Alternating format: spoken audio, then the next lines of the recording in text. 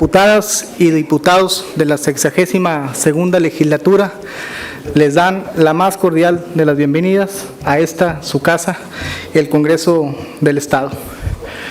Sin más preámbulo, y con la venia del diputado presidente, quisiera presentarlo de manera diferente a quien dirige políticamente los consensos y acuerdos de este Poder Legislativo, al presidente de la Junta de Coordinación Política y líder académico de las actividades que desarrolla el Instituto de Investigaciones Parlamentarias, diputado Ramiro Ramos Salinas, para quien pido un fuerte aplauso.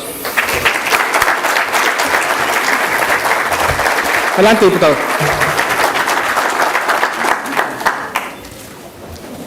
Muy buenas tardes, seré muy breve porque queremos escuchar al doctor Miguel Carbonell. Bienvenido, señor magistrado, representante de nuestro amigo, el presidente del Supremo Tribunal, Armando Villanueva, y estudiantes, compañeros diputados, todos aquí presentes. La 62ª legislatura del Congreso de Tamaulipas está haciendo con este diplomado un esfuerzo para poder difundir lo que está pasando en nuestro país, las reformas estructurales que están en marcha, y nosotros como parte del Congreso permanente, el constituyente permanente, el Congreso de Tamaulipas, hemos dado ya pasos y aprobaciones para estas reformas, y nos interesa que toda la sociedad de Tamaulipas, los compañeros diputados, académicos, estudiantes, profesionistas, todos sepan esta transformación que está viviendo México, y por esa razón invitamos al doctor Miguel Carbonell para que inicie este diplomado, agradeciéndole al Instituto de Investigaciones de la Universidad Nacional Autónoma de México este apoyo, esta colaboración para llevar a cabo este diplomado. Sabemos que va a ser en bien de Tamaulipas, en bien de todos los aquí presentes, y les agradezco a todos su presencia y su tiempo por estar aquí en su casa, el Congreso de Tamaulipas. Muchas gracias a todos y buenas tardes.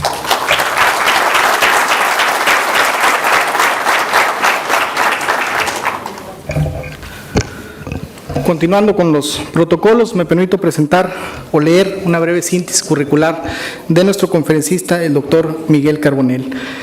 Don Miguel Carbonell Sánchez es licenciado en Derecho por la Facultad de Derecho de la UNAM, es doctor en Derecho por la Universidad Complutense de Madrid, España, es investigador del Instituto de Investigaciones Jurídicas de la UNAM, es coordinador del área de Derecho Constitucional y de la Unidad de Extensión Académica y Proyectos Editoriales del mismo instituto, investigador nacional nivel 3 del Sistema Nacional de Investigadores desde enero del 2005, siendo el más joven científico del país en alcanzar este nivel. Es autor de 44 libros y coordinador y compilador de 48 obras. Ha publicado más de 400 artículos en revistas especializadas y obras colectivas en México, España, Italia, Inglaterra, Argentina, Brasil, Colombia, Ecuador, Chile, República Dominicana y Uruguay. Sus textos se han publicado en 5 diferentes idiomas. Ha dictado más de 800 cursos y conferencias en México y otros países. Ha coordinado las obras colectivas más importantes de nuestro país en materia jurídica, tales como la Constitución Política de los Estados Unidos Mexicanos comentada y concordada, 5 tomos, la Enciclopedia Jurídica Mexicana, 15 tomos, la Enciclopedia Jurídica Latinoamericana, 10 tomos, y los derechos del pueblo mexicano, México a través de sus constituciones, 25 tomos. Ha sido miembro del Consejo Consultivo de la Comisión Nacional de los Derechos Humanos y de la Junta de Gobierno del Consejo Nacional para Prevenir la Discriminación. Le han otorgado varios premios y reconocimientos, como por ejemplo el Premio Anual de Investigación Jurídica Ignacio Manuel Altamirano y el Premio Universidad Nacional de los Jóvenes Académicos. Es articulista también en el periódico Universal y tiene la página de internet www.miguelcarbonell.com, que muy seguido, por cierto, consultamos. Como se dan cuenta, tenemos en el Congreso del Estado de Tamaulipas un académico de talla nacional e internacional. Muchas gracias por su presencia. Doctor, por favor.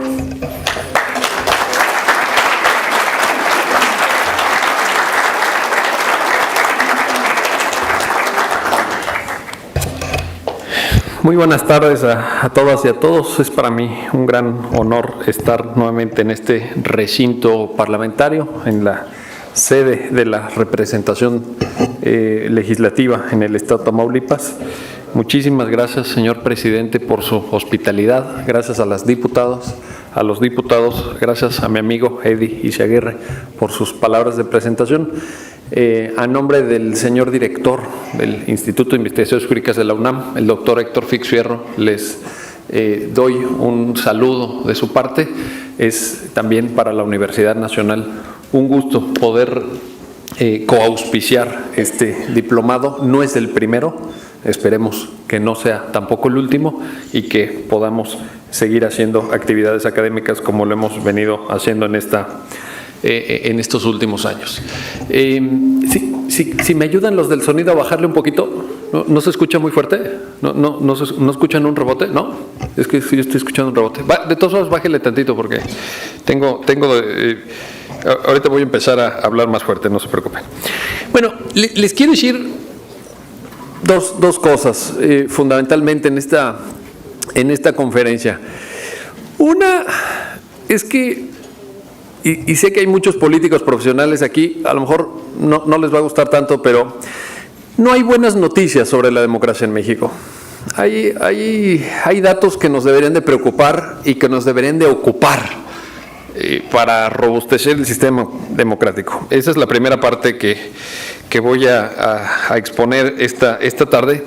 Y en segundo lugar voy a referir el contenido de algunas reformas que desde mi punto de vista atienden esta preocupación y que suministran un marco constitucional renovado para no entrar en polémica si es un nuevo paradigma constitucional, porque eso pues es más de académicos, ¿verdad?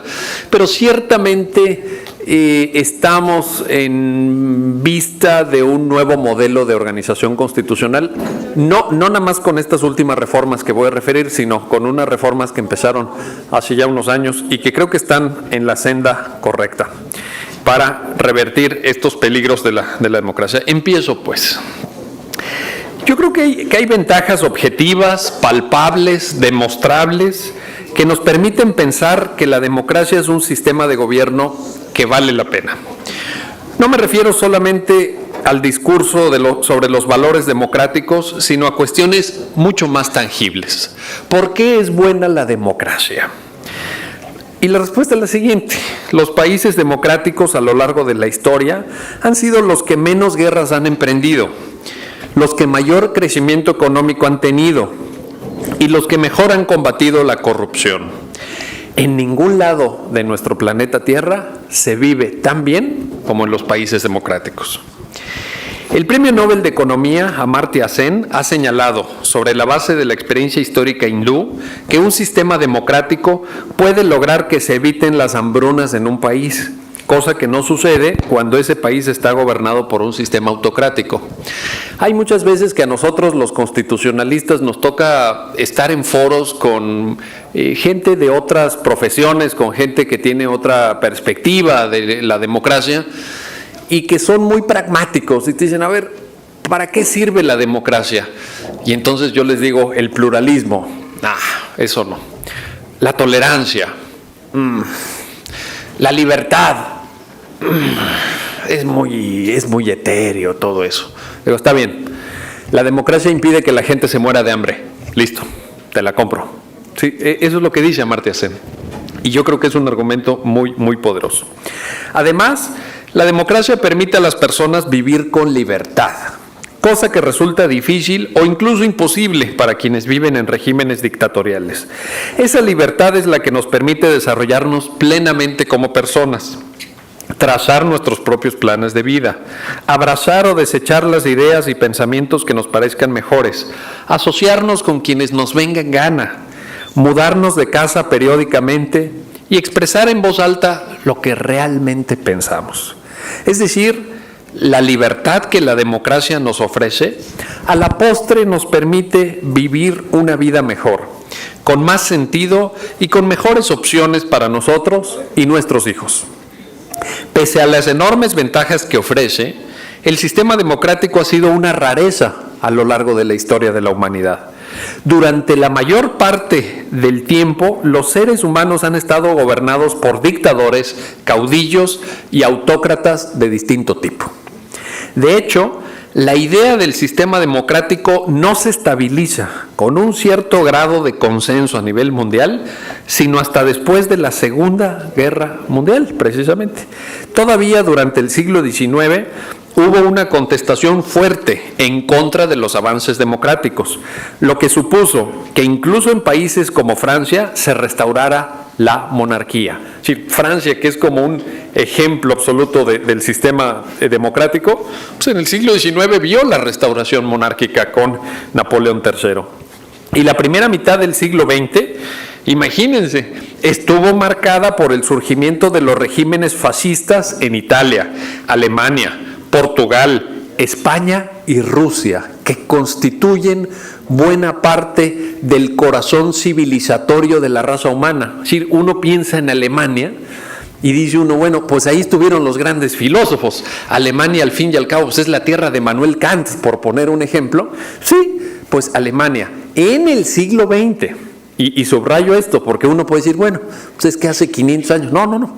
Alemania en el siglo XX votó en las urnas por un enloquecido asesino, por un genocida que en vida se llamó Adolfo Hitler.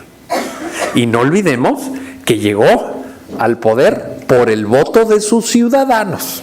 Porque uno podría decir, bueno, pues es que Hitler llegó y con los tanques metió y la guerra.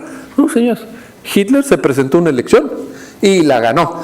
Ya, ciertamente, conozco bien la historia, ya en el poder dio el golpe de Estado y disolvió el Parlamento, pero llegó al poder mediante las urnas en el siglo XX. Alemania, Italia con el asesino de Mussolini, Portugal con el dictador Salazar, España con el loco ese totalmente canallesco sujeto y dictador Francisco Franco, que tuvo amenazada a su población durante 40 años, de 1939 hasta que muere el 20 de noviembre de 1975, y por supuesto Rusia con el régimen genocida de Stalin. Entonces, ninguno de estos países tenía, bajo esta lógica de gobierno, la más mínima afinidad con la democracia. En otras palabras, no llevamos ni siquiera un siglo de que la democracia, como idea o como propósito, se impuso a las formas de gobierno que rivalizaban y siguen rivalizando con ellas. Y por desgracia, a pesar de su juventud, a pesar de lo poco instalada que está en el imaginario social, la democracia ya está empezando a languidecer. La democracia se está empañando y sus resultados en la práctica no dejan contentos a casi nadie.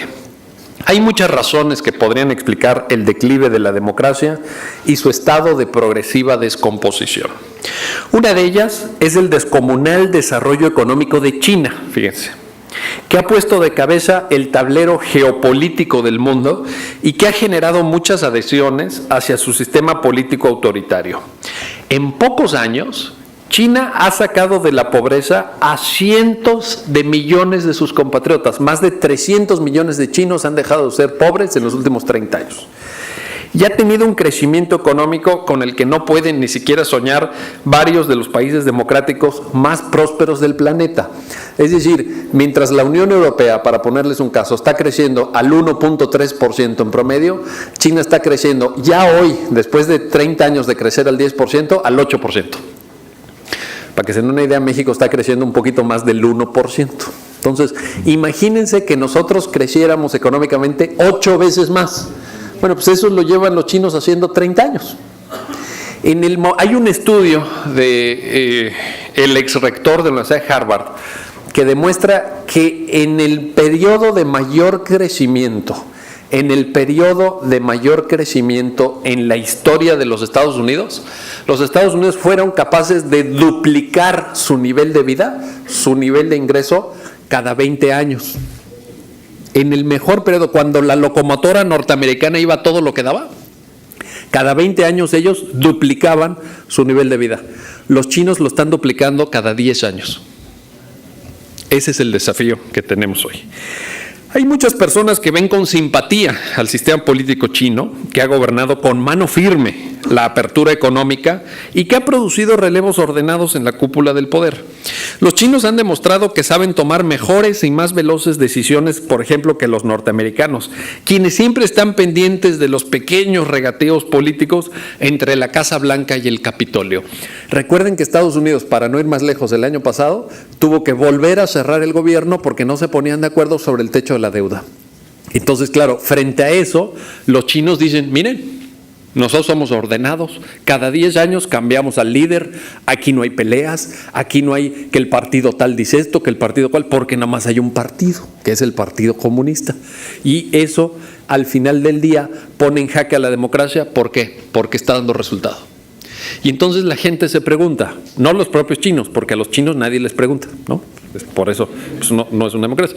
Pero la gente que observa la geopolítica del mundo se pregunta, ¿qué servirá más? ¿Un sistema democrático que solo sirve para que se vayan relevando las cúpulas del poder, pero que al final se pelean entre ellos por tener acceso a los recursos públicos y al poder político? ¿O un sistema autoritario que eleve el nivel de vida de las personas y saque a las personas de la pobreza? Desde luego, quienes somos demócratas convencidos no tenemos duda de qué sirve más y en dónde vale más la pena vivir, porque muchos de quienes hacen esta pregunta no estarían dispuestos a llevar a sus hijos a vivir a China, ¿no? Preferirían vivir en Texas o en California o en Nueva York, ¿verdad? Pero ciertamente ahí está la pregunta. Sería yo iluso, sería incluso incongruente uno como académico si no planteara esta cuestión que me parece evidente. Otra causa que quizá explica el declive democrático es el enorme poder que tienen los grupos de presión. En el Congreso de los Estados Unidos hay 20 lobistas por cada congresista, por cada diputado, por cada representante al Congreso y al Senado, hay 20 integrantes de los grupos de presión. Todas las industrias de tamaño mediano y grande pagan sumas estratosféricas para hacer avanzar o para detener ciertas leyes que les pueden beneficiar o perjudicar. Las grandes corporaciones apoyan a candidatos afines mediante jugosas donaciones y emprenden campañas en los medios contra los políticos que no respaldan sus intereses comerciales. La pregunta entonces es la siguiente: ¿dónde queda el ciudadano en medio de esa maraña de poder? ¿Qué poder real tiene la ciudadanía para opinar sobre una política pública si los congresistas viven rodeados por los cabilderos profesionales?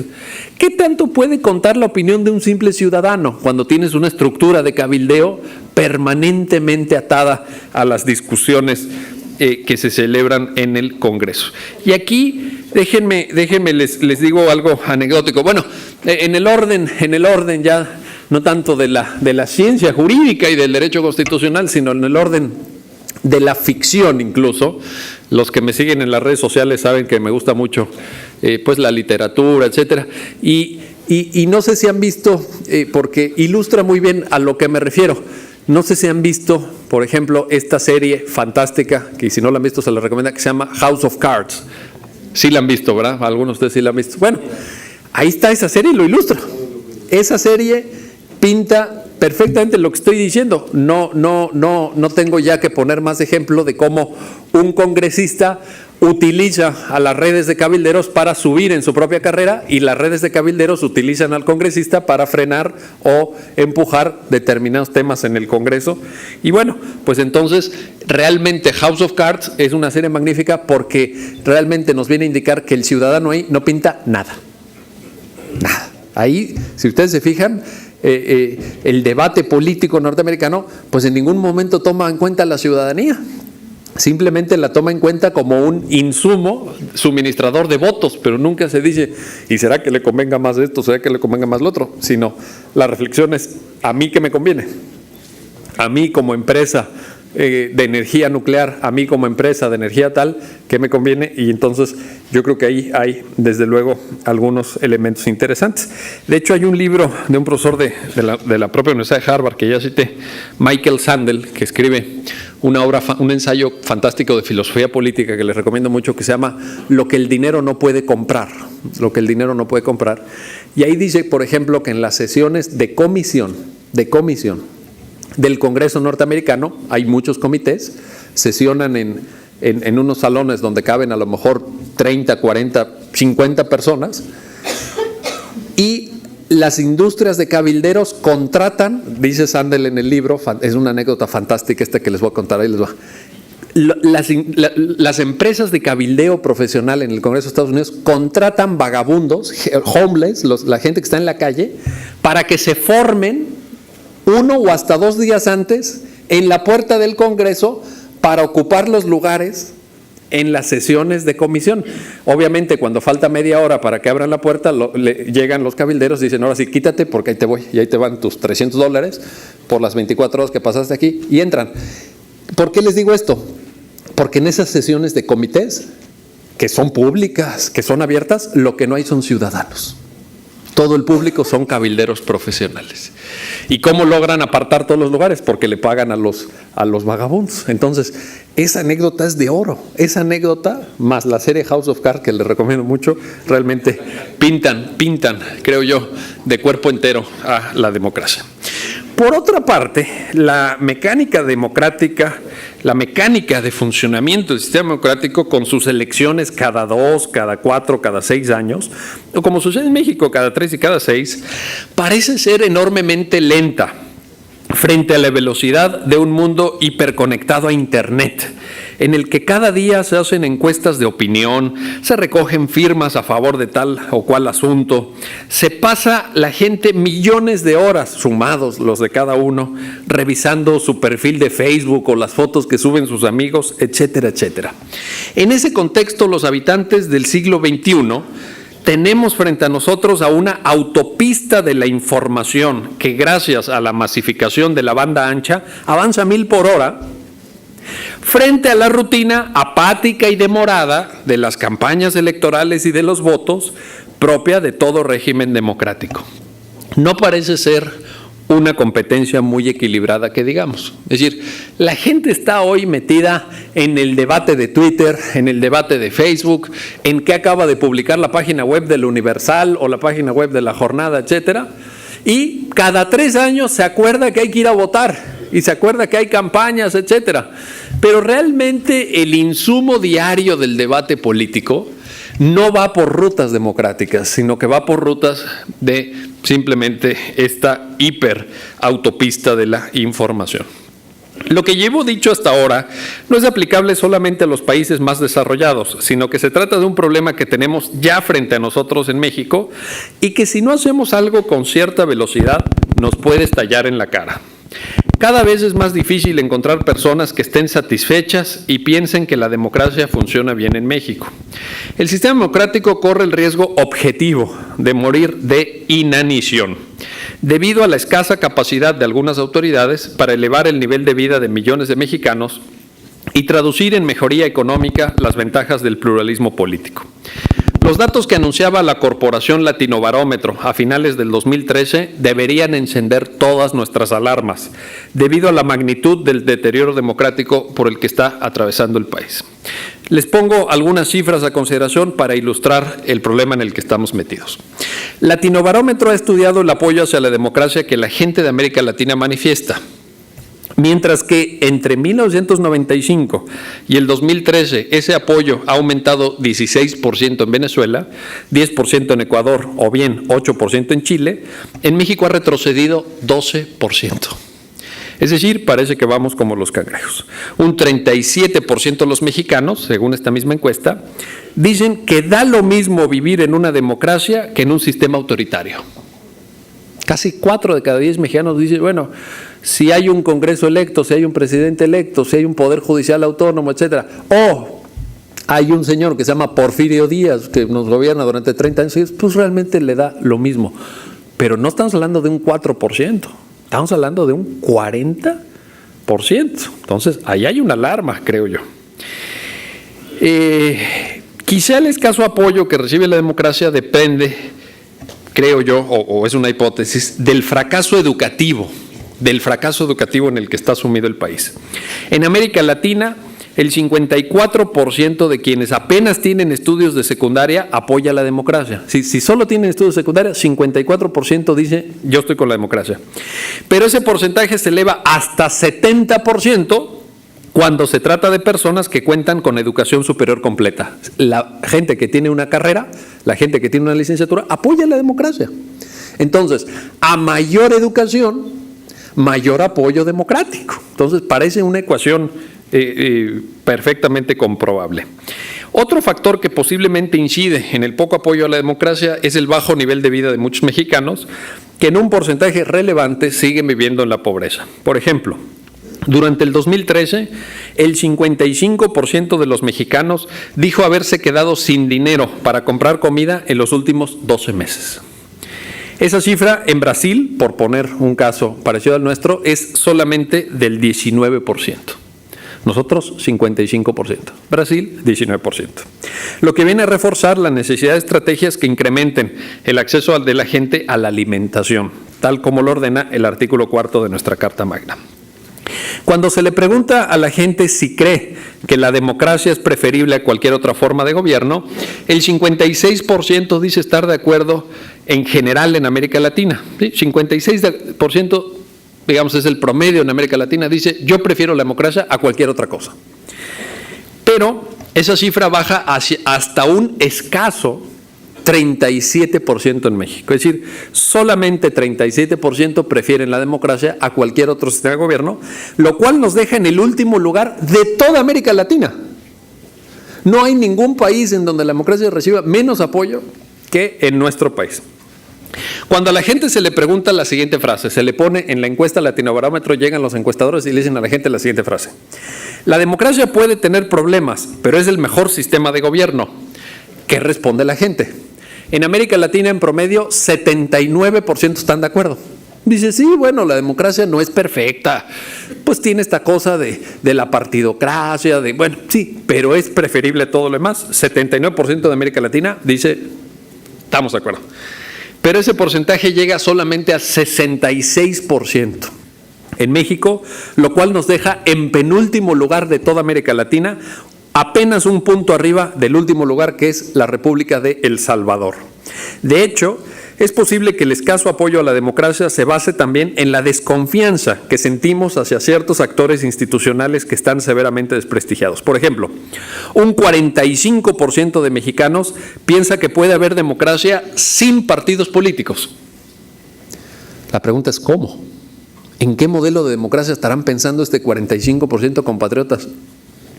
¿Cómo puede haber democracia sin partidos políticos? Otra cosa es que los partidos políticos que hoy tenemos nos parezcan mejores o peores. Claro que hay un rechazo de una parte de la ciudadanía a los partidos políticos, pero de ahí a decir estaríamos mejor sin partidos políticos, caramba, quien no comprenda, quien no lea correctamente que allá hay un foco rojo, que allá hay una alarma, se está perdiendo la mitad de la película, ¿eh? Allá hay una alarma. 45% dice vamos sin partidos, pero dentro de una democracia, pues díganme cómo le hacemos. Lo veo muy, muy complicado. En íntima relación con este dato que acabo de compartirles, un 38% dice que puede haber democracia sin Congreso. Lo digo en la inauguración de este diplomado.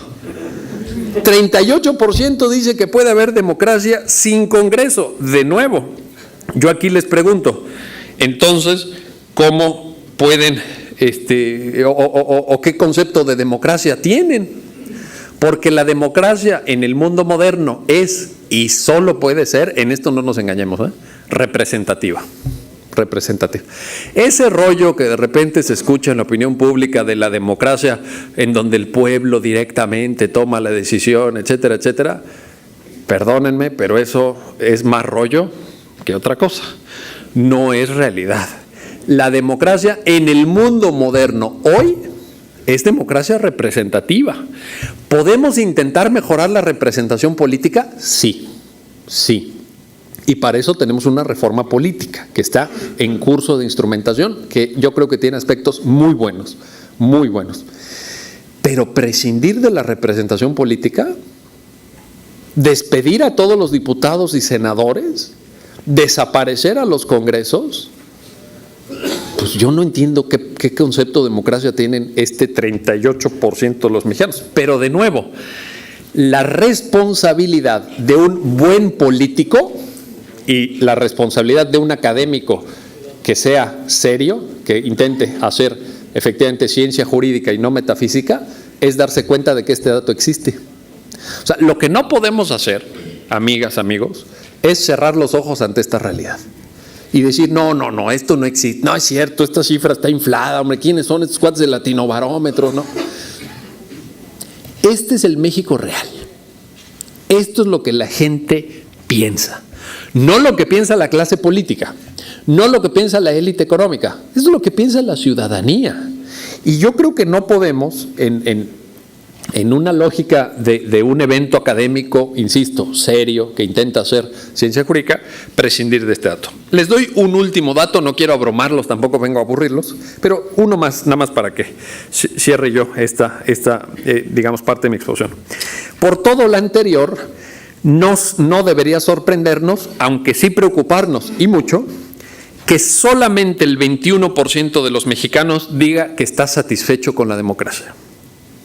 Cuando casi el 80% de la población se muestra insatisfecho con una determinada forma de gobierno, significa que algo no se está haciendo bien. Se trata de un problema severo que debe atenderse inmediatamente. ¿Cómo? Siguiente punto de mi exposición y penúltimo. El gran reto que tenemos enfrente todos, no solamente las autoridades o el gobierno, ojo, porque aquí también hay una trampa discursiva a la que recurren muchos académicos, a la que recurren muchos medios de comunicación, pero que no es más que eso, no es más que una trampa, no es más que la manifestación de la flojera intelectual, de la flojera analítica, que es el hecho de echarle toda la culpa al gobierno.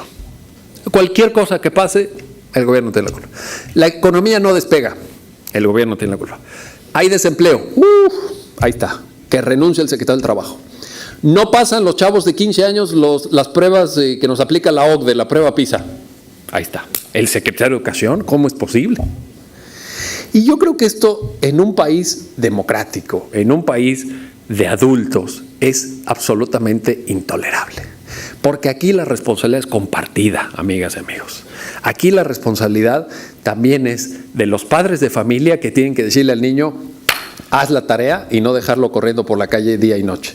Aquí la responsabilidad también es de los empresarios que tienen que hacer un esfuerzo por crear fuentes de trabajo, por detonar inversión, por apostar fuerte por este país y no solamente por ver si este trimestre voy a ganar el 15 o voy a ganar el 20%. O sea, también hay una responsabilidad social de las empresas y eso no lo digo yo, eso está perfectamente estudiado. Hay una corresponsabilidad de los maestros también. Hay una tarea pendiente en términos educativos que no hemos hecho los profesores, y aquí incluyo a los profesores de Derecho. Sé que hay varios de mis colegas que dan clase. Bueno, yo se los digo porque ese sí es el terreno que conozco al 100%. A mí me preocupa mucho la calidad de los egresados de las escuelas y facultades de Derecho. El otro día, el señor director de mi instituto, el doctor Héctor Fix Fierro, me comentaba que en México hay casi ya 2,000 instituciones educativas, lo digo en el sentido más amplio posible, no me atrevo a llamarlas universidades, ¿no? Instituciones educativas que expiden el título de licenciado en Derecho, 2,000. Y la pregunta es, ¿con qué calidad? ¿Con qué requisitos? Entonces ahí tenemos un problema, porque muchos de estos alumnos que pues pagan con grandes esfuerzos, muchas veces la colegiatura de una universidad de esas que llamamos patito, pues al rato van a ser los defensores de oficio, al rato van a ser los ministerios públicos, al rato van a ser los litigantes, y pues ahí van a empezar los jueces o los magistrados, ¿no? O los diputados también. Entonces ahí va a estar el problema, porque ciertamente necesitamos personas capacitadas. Ustedes lo saben y ustedes lo viven. Por tanto, en primer término, primera cosa que quiero decir, ¿qué hacemos frente a este escenario preocupante? Trabajar todos, no caer en el simplismo, en el análisis de sofá y pantuflas, de decir, las autoridades, y sobre todo, no caer en ese simplismo autoritario, profundamente centralista, de echarle la culpa de todo lo que pasa en este país al presidente. Eso es de una simplicidad abrumadora, eso es de una flojera intelectual verdaderamente cercana a la inanición neuronal, que no deberíamos de permitir ni tolerar en este país. Entonces necesitamos hacer que la democracia funcione mejor y que los ciudadanos perciban que el gobierno de la gente sirve para elevar su nivel de vida. Todo lo demás que se diga queda en un plano puramente retórico. Todo el rollo que digan, todos los discursos, etcétera, no sirve de nada. Lo que sirve es, ¿la gente vive mejor o no vive mejor? Para mí ese es el punto, porque la gente tiene la aspiración legítima de heredar un mejor planeta para sus hijos, eso quiere. La gente que apenas pudo terminar la secundaria quiere que sus hijos vayan a la prepa, o si es posible que vayan a la universidad, o si es posible que cursen un posgrado. La gente que durante 20 o 30 años se desplazó en un autobús público o en un pecero, como decimos en el DF, pues aspira a que su hijo tenga un automóvil para ir a la escuela o para ir a la universidad. Y la gente que apenas pudo irse alguna vez de vacaciones a, ¿qué está cerca de aquí? ¿McAllen? ¿Está cerca de aquí McAllen? Sí, por decir algo, pues aspira a que su hijo pueda conocer Nueva York y se tome una foto con la Estatua de la Libertad, y eso es bueno. Eso es bueno. Eso es lo que el sistema democrático debería de proveer para que la gente viva mejor, para que la gente viva con libertad. En ese sentido, desde luego, lo que la democracia tiene que hacer es servir para hacer que las personas sean más libres, para que tomen mejores decisiones, para que estén mejor informadas, para que tengan acceso real a bienes y servicios, para que cuenten con protección para sus derechos y puedan aspirar a incrementar su nivel de vida. No soy ingenuo, no pienso que el sistema democrático sea una suerte de varita mágica que haga que países con grandes problemas de pronto y sin esfuerzo accedan al desarrollo. No se trata de eso, pero sí creo que debemos ser suficientemente exigentes como para no dejar que el discurso democrático se agote en la celebración de elecciones periódicas y en la rotación de los partidos en el ejercicio del poder. Eso es algo de una mediocridad increíble. Y su único efecto es nutrir las bases de quienes prefieren el autoritarismo. Hay que aspirar a tener una democracia de calidad que permita que todos tengan las mismas oportunidades para trabajar y vivir mejor, porque de eso precisamente se trata. Por tanto, a mí lo que me parece, con esto me acerco a la parte final de mi intervención, a mí lo que me parece es que lo peor que podemos hacer es quedarnos como estamos. Yo en ese sentido lo he dicho, lo he escrito, quienes ven mi página web, quienes siguen en mis intervenciones en Universal, lo pueden atestiguar y lo pueden verificar. Yo he dicho que algunas de las grandes reformas estructurales de los últimos meses son enormemente positivas y quiero ratificarlo hoy aquí con ustedes en la inauguración de este diplomado y después de haber trazado este panorama ciertamente sombrío, pero como no quiero que se vayan con esta tristeza o con esta preocupación que se pudiera desprender de los datos tan terribles que acabo de citar, quiero decirles que el rumbo de las reformas que se han emprendido desde mi punto de vista es enormemente positivo. Yo sí estoy a favor, se los digo de una vez, de la reforma de telecomunicaciones. Creo que es imprescindible. Yo sí estoy a favor de la reforma energética. De una vez se los digo, creo que es imprescindible, creo que tiene muchísimas ventajas y que al contrario, lo que no tiene ninguna ventaja en materia energética es quedarnos como estamos. Yo creo que la reforma en materia de transparencia es muy buena. Yo creo que es un paso adelante que incluso consolida la reforma de 2007 empujada entre otros por ese ilustrísimo mexicano que en vida fue don Alonso Lujambio, impulsada también por profesores de la UNAM como Jorge Carpizo, también hay que decirlo. Entonces, yo creo que estas reformas son muy buenas. Yo creo que la reforma político-electoral, la reforma publicada el 10 de febrero en el Diario Oficial de la Federación, es una reforma que tiene aspectos muy positivos, tiene algún elemento de preocupación que ya se ha expuesto en diversos foros. A mí esta cosa de que ahora el nuevo INE podrá, esa es la palabra, atraer la organización de algunos procesos electorales locales, me parece que pudiera dar lugar a alguna descalificación de órganos electorales locales innecesaria, tanto si lo hace como si no lo hace, es decir, tanto si lo atrae como si no lo atrae, porque el puro hecho de que exista la posibilidad ya incrementa el nivel de litigiosidad local. Es decir, siempre va a haber un partido que en una circunstancia diga, pues ¿sabes qué? Yo no confío en estos, que lo organicen allá arriba, y si el INE les dice sí, pues les está dando un zape a los locales impresionante, ¿eh? Estate quieto porque tú no puedes. Y si dice no, pues entonces ya parece que es un cheque en blanco. Dije, no, bueno, ustedes háganse bolas allá. Entonces, el hecho mismo de que el mecanismo sea poco claro, el hecho mismo de que no haya reglas para cuándo sí organiza uno las elecciones locales o cuándo se van al INE, me parece que pudiera ser algo discutible. Pero para terminar, quiero decirles por qué. ¿Por qué estoy a favor de estas grandes reformas que están emprendiendo? Primero, la de telecomunicaciones. Tenemos dos sectores estratégicos para el presente y el futuro de México que es indispensable desarrollar en términos de competencia. Uno, acceso a Internet. Es absolutamente indispensable. El acceso a Internet, según un estudio que publicó la OCDE, por cada 10% de la población que incrementamos en el acceso diario y cotidiano a Internet, sube 1.2% el Producto Interno Bruto de un país. Para que se den una idea, la reforma fiscal del año pasado va a incrementar la recaudación en menos de 1.3%. Es decir, ¿qué nos conviene más? ¿Hacer una reforma fiscal para que cada vez paguemos más impuestos o democratizar el acceso a Internet? Pues yo creo que la respuesta es muy evidente, ¿no? Dos, el otro sector que puede detonar una profunda inversión y un profundo cambio incluso en lo cultural es la competencia en materia de radio y televisión. Hoy el 95% de todas las frecuencias televisivas, el 94% de todos los ingresos publicitarios está en manos de dos empresas.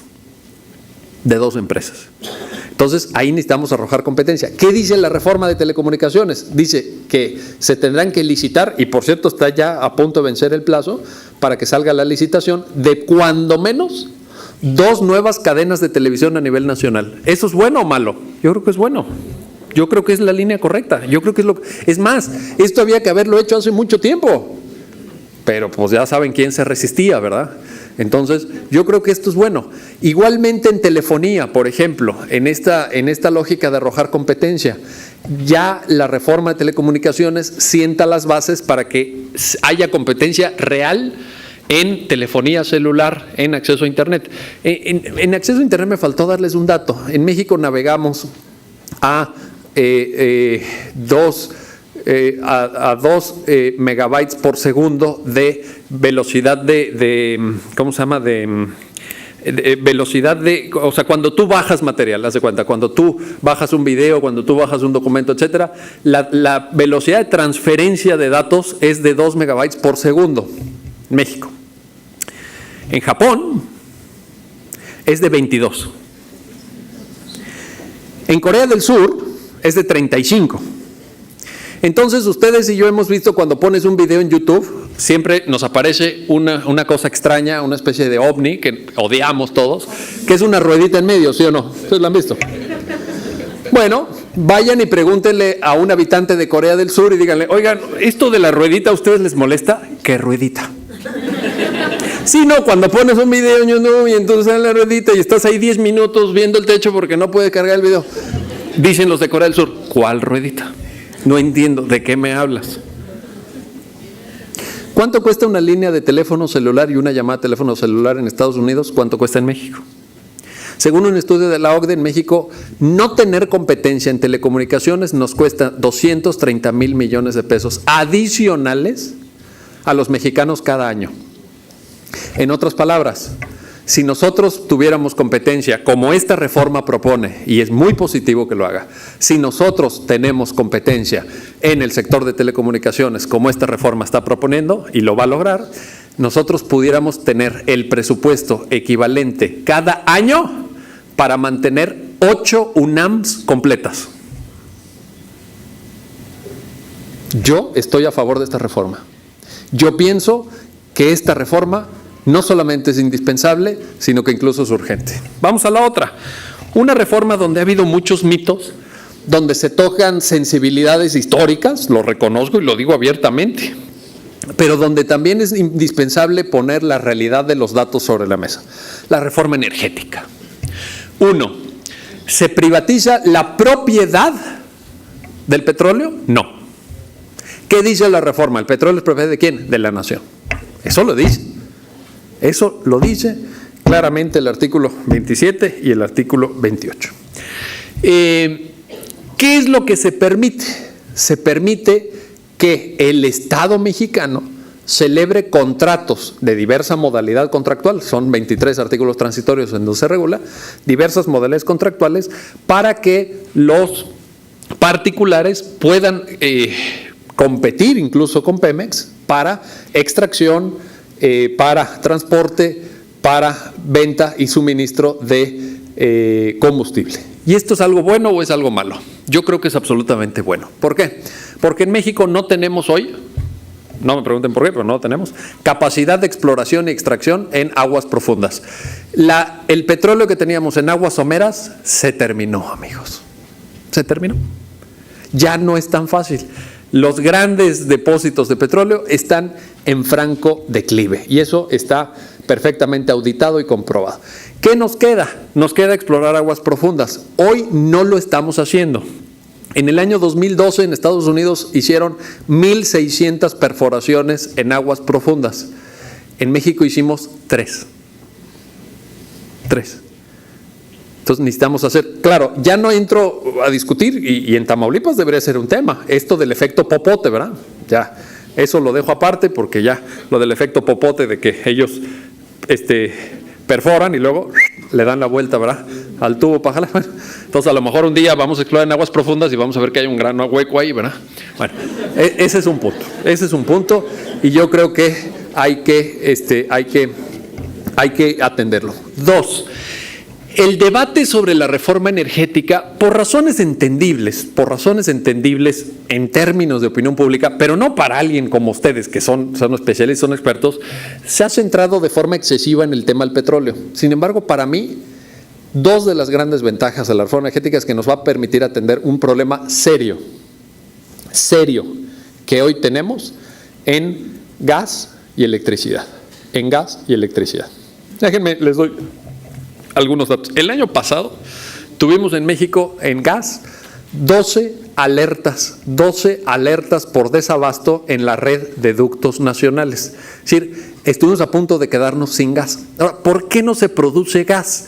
Cuando en otros países la industria petrolera es capaz de extraer también a la vez mucho gas, porque cuando tú perforas, pues hay un nivel en donde te encuentras petróleo y hay otro nivel donde te encuentras gas. ¿Por qué en México no se saca gas? ¿Que Pemex no encuentra ese gas cuando perfora? Sí, claro, pero Pemex no lo explota. ¿Por qué no lo explota?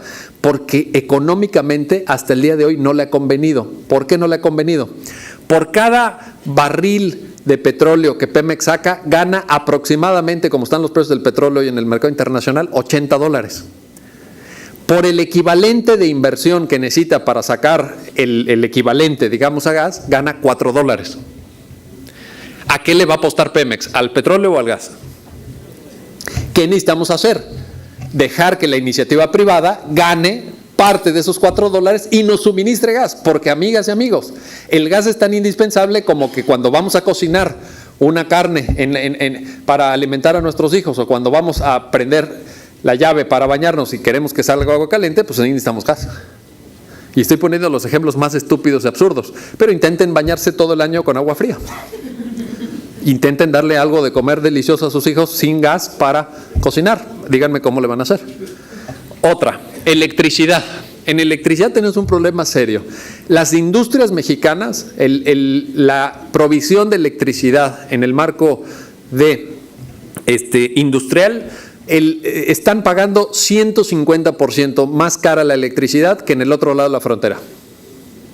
Y a nivel doméstico pagamos 85% más caro el gas en Tamaulipas o en Chihuahua que en Texas, por ejemplo. ¿Tiene esto sentido? ¿Qué dije? ¿El gas? Dije la electricidad, perdón, la electricidad. ¿Tiene esto sentido?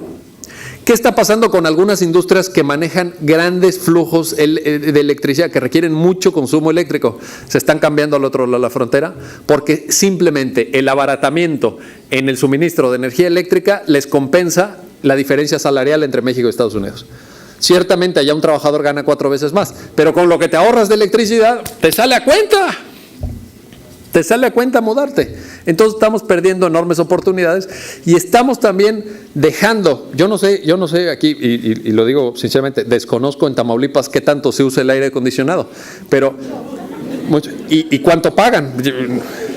Hay veces, demasiado, tiene usted razón, demasiado, porque hay veces que el pago de la energía eléctrica te supone casi como si vivieras en tu propia casa de alquiler. O sea, te supone un alquiler.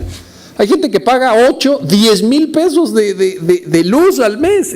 Es una carga estratosférica. Imagínense lo que pagan en Sonora. Imagínense lo que pagan en los estados también del sur, en donde hace mucho calor, etcétera. Entonces, y es indispensable, bueno, ustedes lo saben, es indispensable. Si no, ahí o te mueres ahogado en tu propio sudor, ¿no? Entonces, es absolutamente indispensable. Yo creo que esta reforma es muy positiva, sinceramente lo digo, apoyo la reforma energética, creo que nos puede proveer de un mejor futuro. Y además, miren, así funcionan los países que van bien en el mundo. Muchos de ustedes, como son de un estado fronterizo, seguramente han ido a Estados Unidos. En Estados Unidos puede uno, como ciudadano, como adulto, como persona con libertad, elegir en qué marca de gasolinería echarle gas a su carro, ¿sí o no?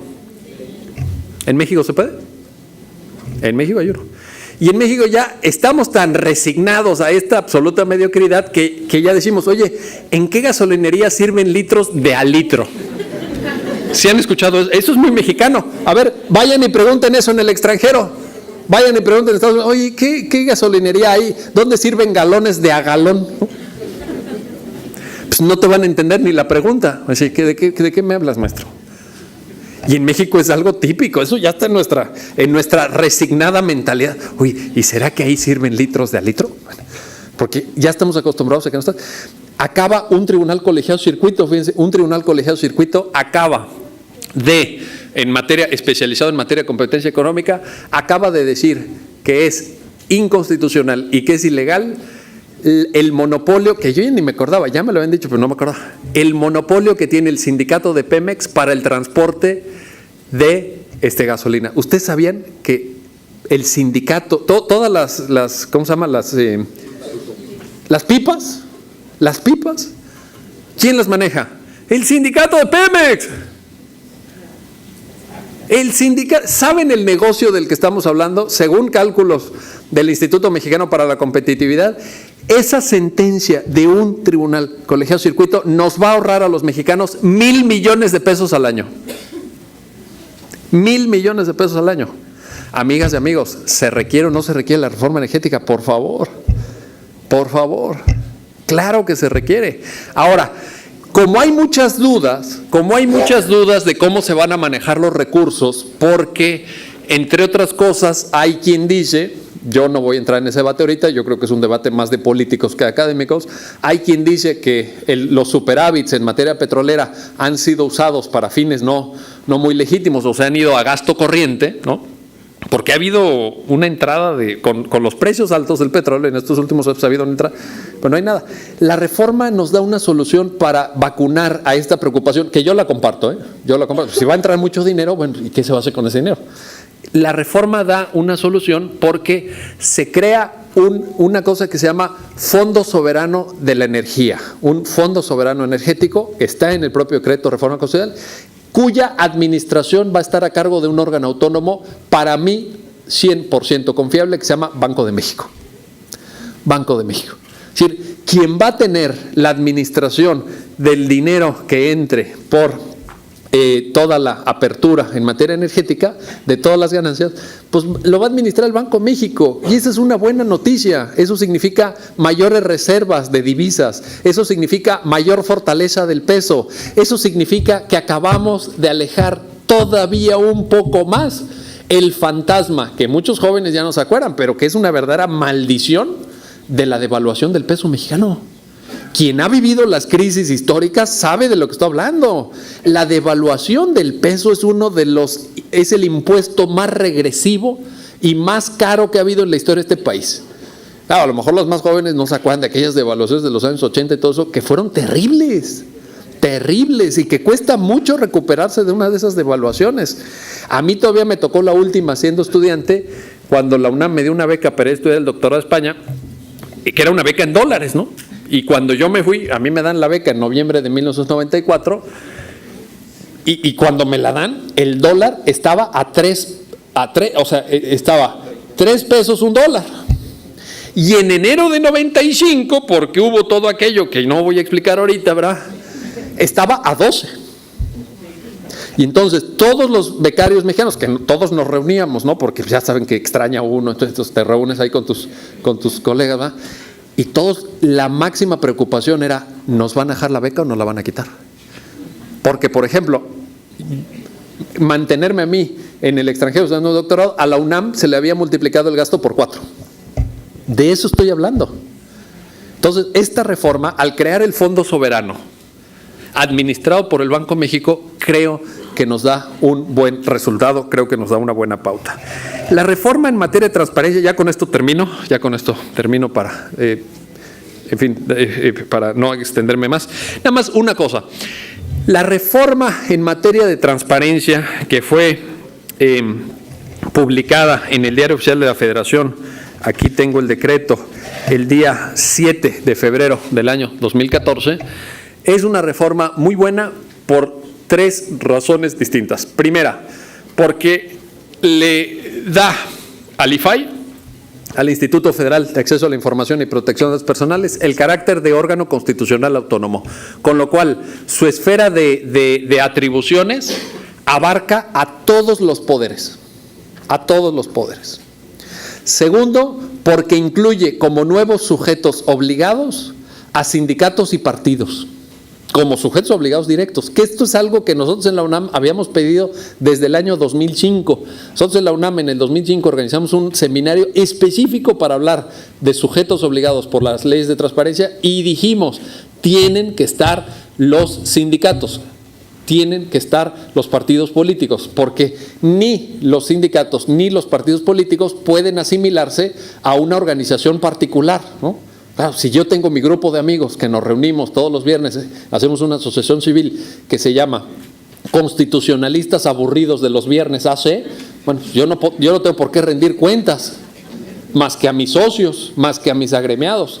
Pero si usted tiene un sindicato que le permite a usted, por mandato constitucional, el ejercicio de ciertos derechos, como el derecho de huelga, que es exclusivo de un sindicato, y el derecho de negociación colectiva, que es exclusivo de un sindicato, usted tiene que rendir cuentas, perdóname.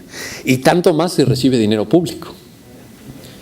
Porque si no, luego nos enteramos que hay dirigentes sindicales en otros países que le compran a sus hijos Ferraris de $2 millones, o que gastan en su American Express en una tienda Bloomingdale's de otra entidad federativa, otro país, quién sabe cuántos millones de pesos, y no estoy hablando de 100 millones de pesos o de 200 millones de pesos, estoy hablando de 3,000 millones de pesos.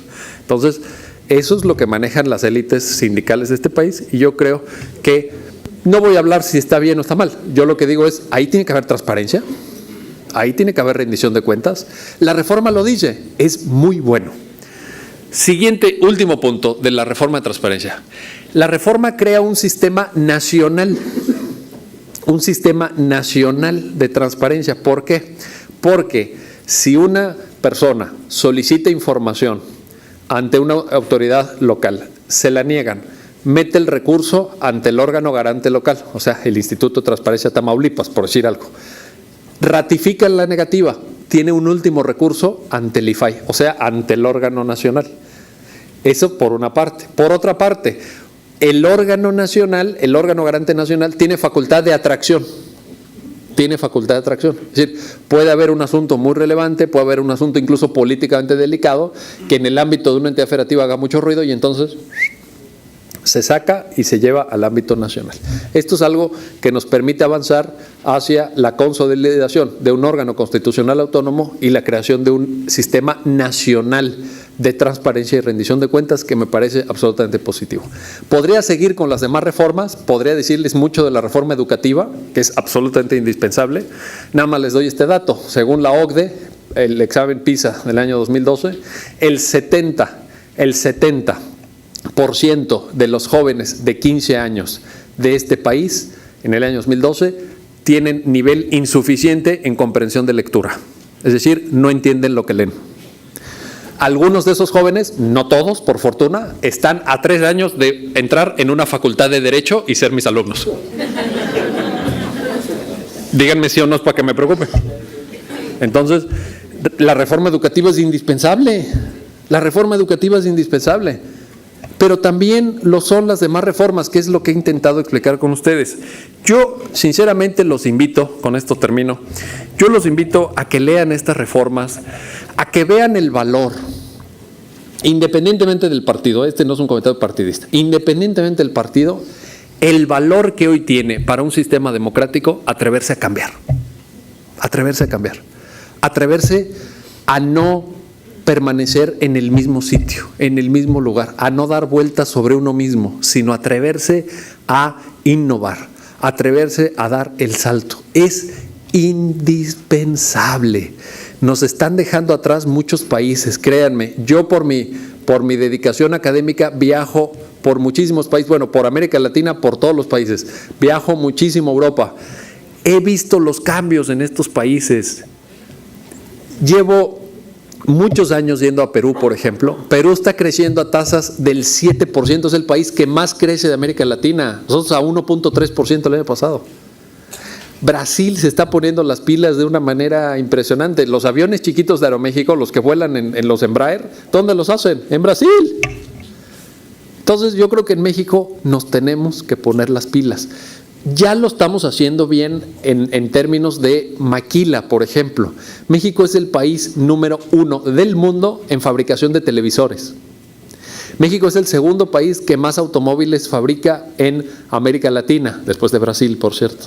O sea, hay muchas cosas que hacemos bien, pero en la maquila, ¿cuánto se paga? ¿Cuánto se paga en la maquila? ¿Cómo damos el salto de sueldos de la maquila, que pueden ser 2, 3, 4, 5 dólares por una jornada laboral, a profesionistas que ganen 40, 50, 60 dólares diarios? ¿Cómo damos ese salto? Yo tengo una respuesta, no es mía, no es original, no es que se me haya ocurrido mientras me bañaba hoy en la mañana en la regadera, ya se me ocurrió la varita mágica. Es una respuesta que está ensayada en muchos países, se llama educación. Se llama educación. Se llama abrirnos a la competencia, se llama atrevernos a innovar. Los niños de 8 años, con esto termino, ahora sí, ya con esto termino. Los niños de 8 años en Corea del Sur, en su clase prácticamente todos los días, los ponen a jugar videojuegos. Yo cuando leí eso dije, están locos, imagínate. Los mandas a la escuela y el maestro los pone a jugar videojuegos. ¿Qué es eso?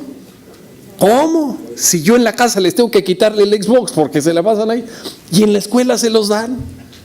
Ah, qué coreanos tan tontos. Pero me metí a investigar un poquito más. Esto está en el libro de Andrés Oppenheimer de Basta de Historias, por cierto, se lo recomiendo. Esto lo cuenta Andrés Oppenheimer. Y entonces resulta que los videojuegos que les dan a los niños de 8 años en Corea del Sur tienen programación incompleta. ¿Qué quiere decir esto? Que tú vas jugando y estás entusiasmado porque entonces el guerrero agarra la espada y tira la pared para llegar al siguiente nivel y ¡pum! No hay siguiente nivel. ¿Por qué? Porque los niños tienen que terminar de programar ese videojuego. Nuestros niños de 8 años están tomando dictado en la clase de historia para aprenderse de memoria una fecha que no les va a servir para nada y que después de hacer el examen, incluso los mejores alumnos van a olvidar. ¿Ven la diferencia? Gracias por su atención.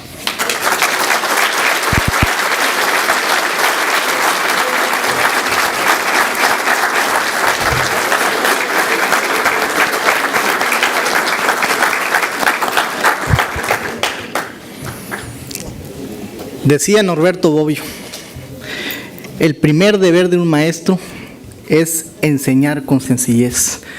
Y don Miguel Carbonell Sánchez no solo enseña, sino que escribe con sencillez. Por eso lo reconoce la 62ª legislatura. Pero los reconocimientos por escrito son mejor que los reconocimientos por palabras. Así que invito al presidente de la Junta de Coordinación Política, el diputado Ramiro Ramos Salinas, que en compañía de las diputadas y diputados, si podemos entregarle un reconocimiento muy merecido a nuestro ponente Miguel Carbonell.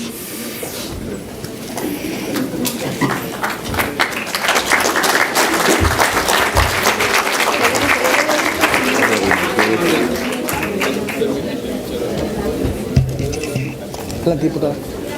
Gracias,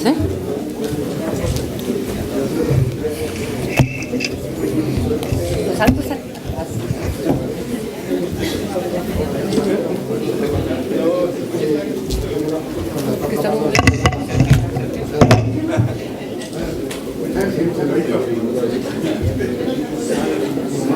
La 62ª legislatura entrega el presente reconocimiento al doctor Miguel Carbonell Sánchez por su conferencia magistral en Diplomado de Derecho Constitucional y Parlamentario el día 6 de marzo, con la ponencia Constitución, Democracia y Representación. A nombre de todos mis compañeros diputados, doctor, muchas gracias por acompañarnos y estar pendiente para que vuelva de nuevo, para seguirnos ilustrando y que podamos seguir aprendiendo. Muchas gracias.